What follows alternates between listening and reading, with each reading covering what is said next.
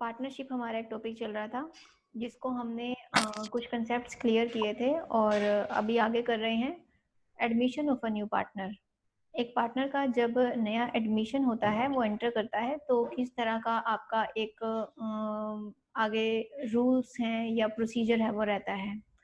When a firm requires additional capital और managerial help और both for expansion of its business, a new partner may be admitted to supplement its existing resources. जब एक company को चाहिए कि मुझे अपना बिजनेस को एक्सपेंड करना है, बढ़ाना है आगे प्रॉफिटिज्म के लिए, तो वो क्या करती हैं, प्लान करती हैं पार्टनर्स का नया एडमिशन करने के लिए। A new partner can be admitted into the firm only with consent of all existing partners. जब तक सारे पार्टनर्स का कंसेंट नहीं आता तब तक आप नए पार्टनर का एडमिशन नहीं ले सकते। और दो तरह के जो राइट्स हैं वो उसको मिलते हैं। इसमें थोड़ा सा ना पिक आपका ये ब्लर आ रहा है, एक ये कुछ ही लाइंस हैं, लेकिन आपको गूगल क्लासरूम में मैं जब इसके नोट्स दूंगी, इसके पीडीएफ आपको क्लियर मिलेगी, उसमें आप आराम से इसको लिख सकते हैं। तो कौन कौन से राइट्स जो हैं उसको मिलते हैं। Right to share the assets of partnership firm, partnership firm की एसेट्स को शेयर करने का राइट है। Right to share profits of partnership firm, और उस फर्म के प्रॉफिट्स को शेयर करने का राइट है। And following are the other important points which require attention at the time of admission of a partner. कौन कौन से पॉइंट्स पे हमें उसके एडमिशन की जो है वो नीड पड़ती है,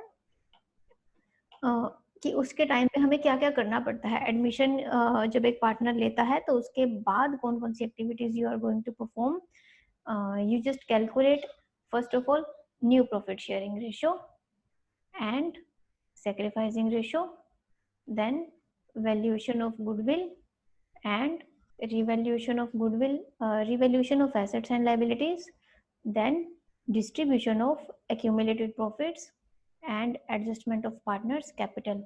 इन सब को आपको कैलकुलेट जो है वो करके चलना पड़ता है, इनका कंसिडरेशन लेके चलना पड़ता है। फिर है न्यू प्रॉफिट शेयरिंग रेशियो। अब ये कैसे निकलती है, like two partners we have, it's A and B, और ये ए और Vishal are partners sharing profits in the ratio of 3:2। They admitted Sumit as a new partner for 1/5 share in the future profits of firm. Calculate new profit sharing ratio of Anil, Vishal and Sumit. जो नए partner ने admission लिया वो 1/5 share के लिए लिया।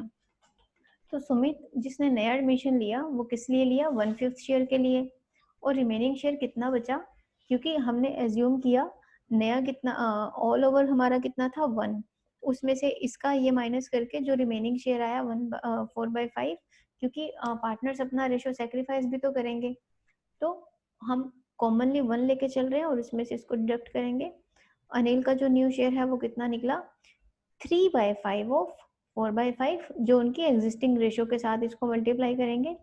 And विशाल्स new share 2/5 of 4/5, ये आ गया 8/25।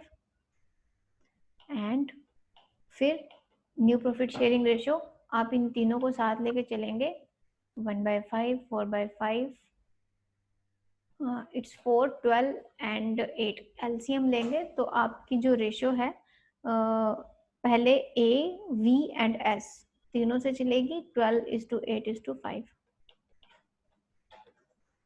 ऐसे ही एक सेकंड क्वेश्चन है, बिल्कुल ऐसे ही सॉल्व किया हुआ है हमने, तो इसकी आप प्रैक्टिस करेंगे गूगल क्लासरूम में, आपको ये मिल जाएगा। क्योंकि अभी जो अब वाले ट्यूटोरियल्स हम पार्टनरशिप के बना रहे हैं ये आपको after a couple of days उसमें मिलेंगे, क्योंकि अभी जो हमारा प्रोसीजर है उसमें GST, TDS, valuation of goodwill पे हम हैं, जो पेंडिंग टॉपिक्स हैं पहले वो क्लियर करके फिर इसका कपल ऑफ डेज के बाद मिलेगा।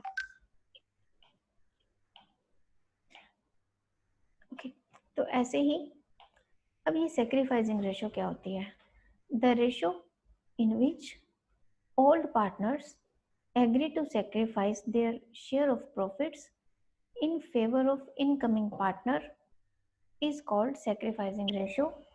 The sacrifice by partner is equal to, अब ये रेशियो क्या है, जब अपने पुराने पार्टनर्स एग्री करते हैं अपनी उस रेशियो को शेयर करने के लिए नए पार्टनर के फेवर में। तो इसे क्या कहते हैं, old share profit minus new share profit. उसके बाद इसके बेस पे क्वेश्चन दिया हुआ है। ओके, ऐसे ही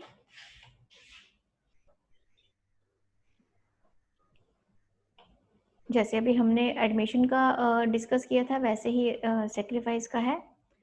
उसके बाद आता है retirement and death of a partner.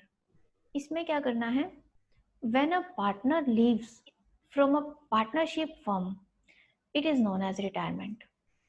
The reasons for the retirement of a partner may be illness, old age, better opportunity, elsewhere disagreement with other partners.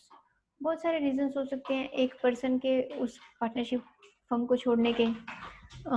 अगर वो बीमार है या उसे कहीं और अपॉर्चुनिटी मिल गई है या उसके बाकी पार्टनर्स के साथ वो डिसएग्री है, इस तरह से। तो इसके बेस पे ऐसे ही आपको एक क्वेश्चन मिलेगा।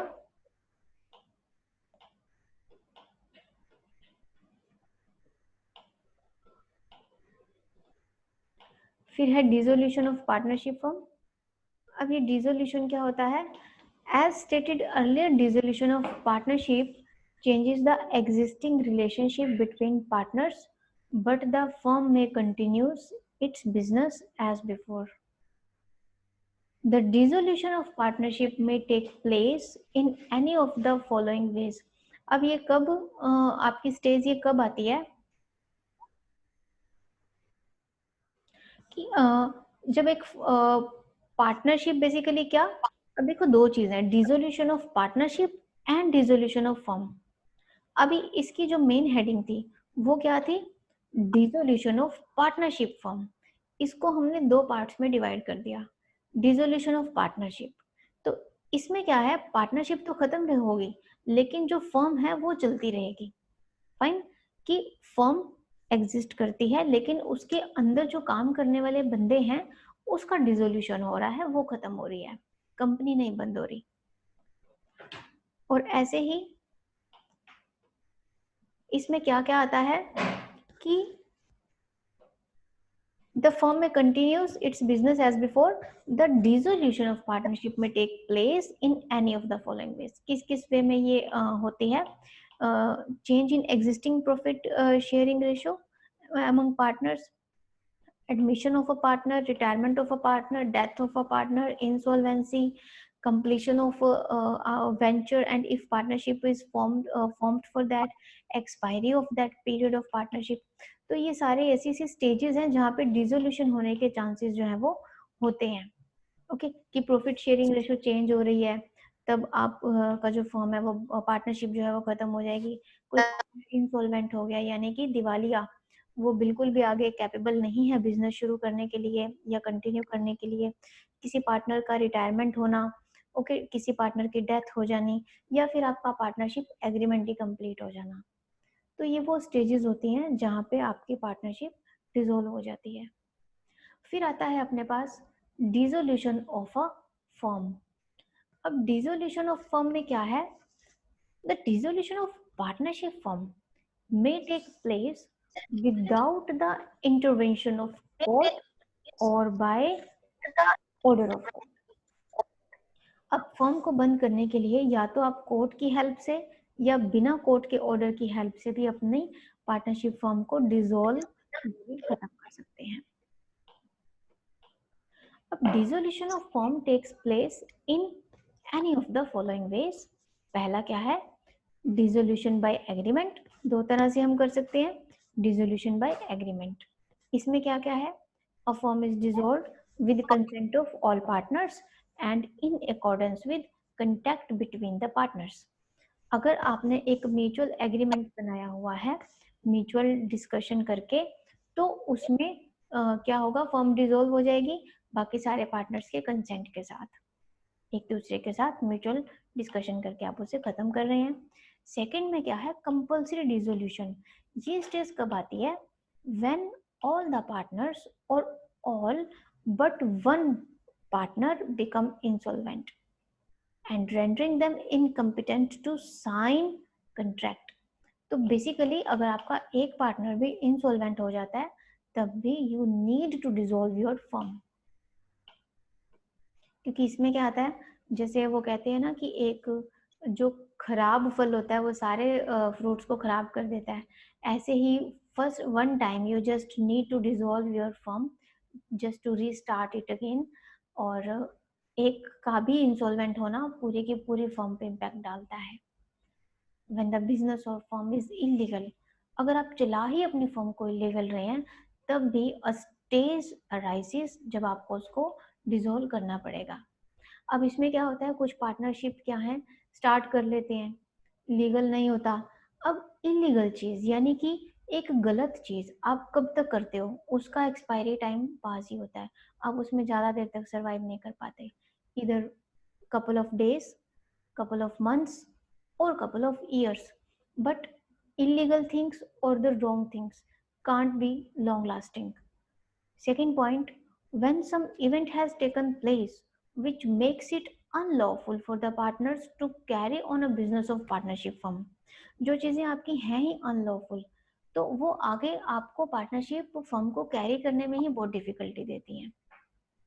Third point, on the happening of certain events और सर्टेन कंटीजेंसीज, इसमें क्या क्या है, कुछ ऐसे इवेंट्स आते हैं कि जिसमें आपको करनी पड़ती है। If constituted for a fixed term by the expiry of that term, if constituted to carry out one or more ventures by completion thereof and by the death of partner। अब इसमें भी क्या है कि अगर आपका पार्टनरशिप एग्रीमेंट कंप्लीट हो रहा है या पार्टनर की डेथ हो रही है तो it is also a compulsory stage to dissolve the firm. तो अभी हमारे पास इसमें कुछ पॉइंट्स और रहते हैं डिस्कस करने के लिए, इसको हम कल की क्लास में फिर डिस्कस करते हैं। अभी इतना ही आप करके देखेंगे और गूगल क्लासरूम में जो टॉपिक्स डाले हुए हैं उसके ऊपर आप अपनी अटेंडेंस लगाएंगे। Thank you.